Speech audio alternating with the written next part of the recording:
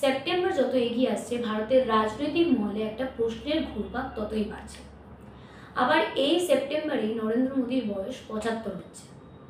আর ঠিক তখনই সংঘ প্রধান মোহন ভাগবত বলছেন ৭৫-এর পর থেমে যাওয়া উচিত। এটা কি নিছক কাকতালীয়, নাকি ভারতের রাজনীতিতে এক নতুন অধ্যায়ের সূচনা হতে চলছে? চলুন এই বিতর্কের গভীরে গিয়ে বুঝে নেওয়া যাক আসল বার্তাটা ঠিক কি এবং এর সম্ভাব্য ফল কি হতে পারে। নরেন্দ্র মোদী নামটা শুধু একজন রাজনৈতিক নেতার নয়, একটা নতুন অধ্যায়, এক ব্র্যান্ডে পরিণত হয়েছে। গত এক দশক ধরে ভারতের রাজনীতির কেন্দ্রবিন্দুতে অবস্থান করা এই ব্যক্তিত্বকে ঘিরে আজ প্রশ্ন উঠছে, সেপ্টেম্বরেই কি তার সময় ফুরিয়ে আসছে? আর যেখানে সেই প্রশ্নের জন্ম দিয়েছেন আরএসএস এর প্রধান, ৭৫-এর পর থেমে যাওয়া উচিত। এই মন্তব্য নিছক বয়সের নয়, ভারতীয় রাজনীতির ইতিহাসে এই মন্তব্য এক সাংগঠনিক বার্তা, এক ভবিষ্যতের ইঙ্গিত এবং এক সম্ভাব্য নেতৃত্ব পরিবর্তনের সূচনা। কারণ নরেন্দ্র মোদীর জন্ম ১৭ই সেপ্টেম্বর ১৯৫০ সালে, অর্থাৎ এবছরই তিনি ৭৫ ছুঁচ্ছেন। আর ঠিক তখনই এই মন্তব্য কি নিছক কাকতালীয় হতে পারে, এই প্রশ্ন থেকে যায়। বিগত ইতিহাস বলছে আরএসএস কখনো সরাসরি কাউকে কিছু বলে না, তারা ইঙ্গিত দিয়ে বার্তা পৌঁছে দেয়। আর ভগবতের এই ইঙ্গিতকে অনেকেই ধরছেন স্ট্র্যাটেজিক সিগন্যাল হিসেবে। নরেন্দ্র মোদী নিজে একজন প্রাক্তন স্বয়ংসেবক, তার মানে এই নয় যে তিনি আরএসএস এর প্রত্যক্ষ নিয়ন্ত্রণে থাকেন, তবে তাদের মতামত মোদীর নীতি নির্ধারণে প্রভাব ফেলে না, এমন বলাও ভুল হবে। বিজেপি আরএসএস সম্পর্কের একটা অদৃশ্য সুতার টান রয়েছে, যা খুবই সূক্ষ্ম এবং রাজনৈতিকভাবে জটিল। এই সূত্র ধরেই প্রশ্ন উঠছে, আরএসএস কি ধীরে ধীরে মোদীকে অবসরে পাঠানোর প্রস্তুতি নিচ্ছে? আমরা যদি একটু পিছনে ফিরে দেখি তাহলে দেখা যাবে যে বিজেপির প্রবীণ নেতাদের অনেকেই ৭৫-এর পর ছাঁটাই হয়েছে।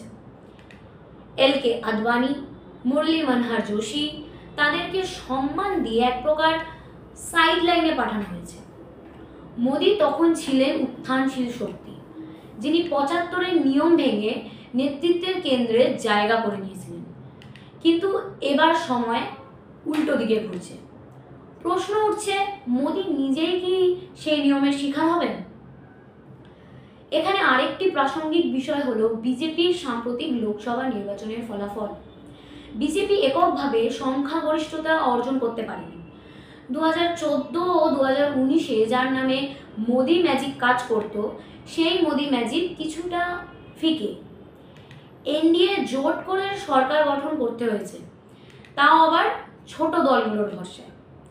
এই ফলাফলের পরে আরএসএস এর অন্দরেও প্রশ্ন উঠছে, ব্যক্তিকেন্দ্রিক রাজনীতি কি সংগঠনের আদর্শের পরিপন্থী হয়ে দাঁড়াচ্ছে?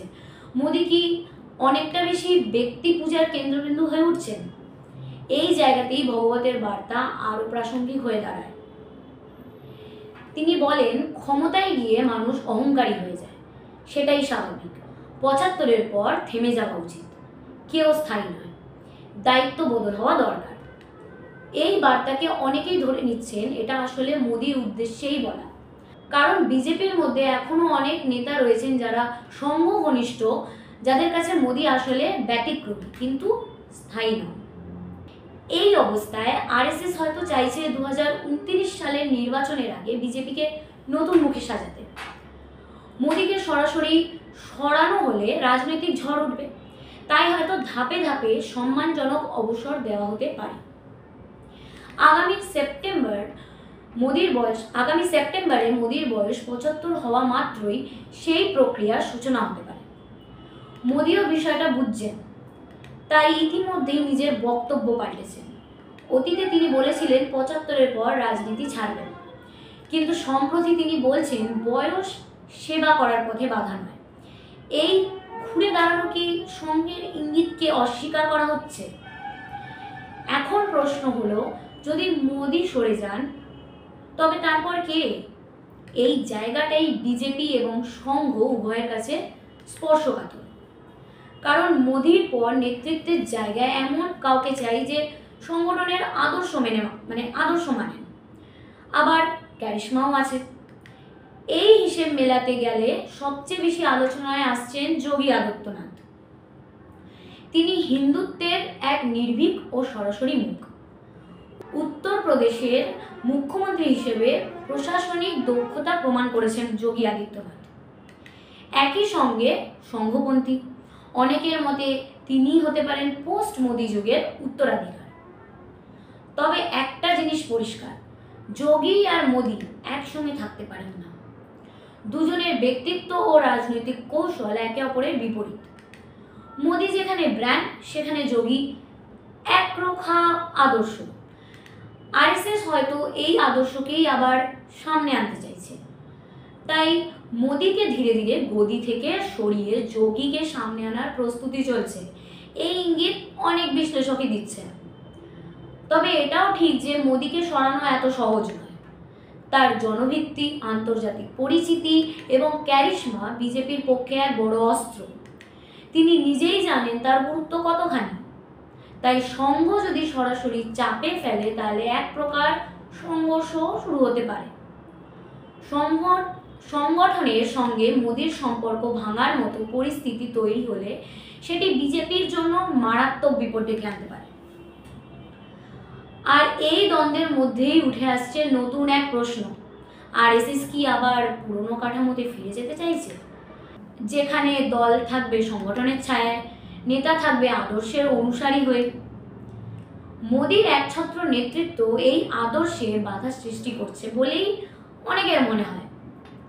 আর তাই ভগবতের বক্তব্য ব্যক্তি পূজার বিরোধিতা করে সাংগঠনিক রাজনীতির পথেই ফিরতে চাইছে সংঘ। অন্যদিকে মোদিও থেমে থাকবেন না। নিজের অভিজ্ঞতা, আন্তর্জাতিক সংযোগ এবং প্রশাসনিক সাফল্যকে সামনে রেখে তিনি নিজেকে অপরিহার্য করে তুলতে চাইবেন। দেশ বিদেশ সফর, বড় প্রকল্প, নতুন সামাজিক উদ্যোগ সবকিছুই হয়তো ব্যবহার হবে নিজের গুরুত্ব বজায় রাখার কৌশল হিসেবে। তাই নিজের প্রভাব ধরে রাখাই হবে তার অগ্রাধিকার। সব মিলিয়ে স্পষ্ট বোঝা যাচ্ছে ভারতের রাজনীতির আকাশে একটা নতুন জমানার সূচনা হচ্ছে। মোহন ভগবতের এই মন্তব্য সেই সময়ের সূচনা বিন্দু। মোদি কি তা মেনে নেবেন, নাকি নিজের লড়াই চালিয়ে যাবেন, তা সময়ই বলবে। কিন্তু এটুকু নিশ্চিত, সেপ্টেম্বরের 2025 ভারতের রাজনৈতিক ইতিহাসে এক নতুন বাঁকের নাম হয়ে উঠতে পারে। এটা কেবল নেতৃত্ব বদলের সময় নয়, এটা সংঘ বনাম ব্যক্তি, আদর্শ বনাম ক্যারিশমার লড়াই। এই লড়াইয়ের শেষ কোথায় গিয়ে দাঁড়াবে জানে না কেউ, কিন্তু চলমান পরিস্থিতির প্রতিটি মুহূর্ত, প্রতিটি বক্তৃতা, প্রতিটি ইঙ্গিত আগামী দিনের রাজনীতিকে গড়ে দিচ্ছে। ভারতীয় রাজনীতির পরবর্তী অধ্যায়ের মুখ্য চরিত্ররা হয়তো মঞ্চে উঠে গেছেন, এবার শুধু পর্দা ওঠার অপেক্ষা। আরও বিশদ জানতে নজর রাখুন আমাদের দ্য প্রেসম্যান টুডে বাংলার পর্দায়। ধন্যবাদ।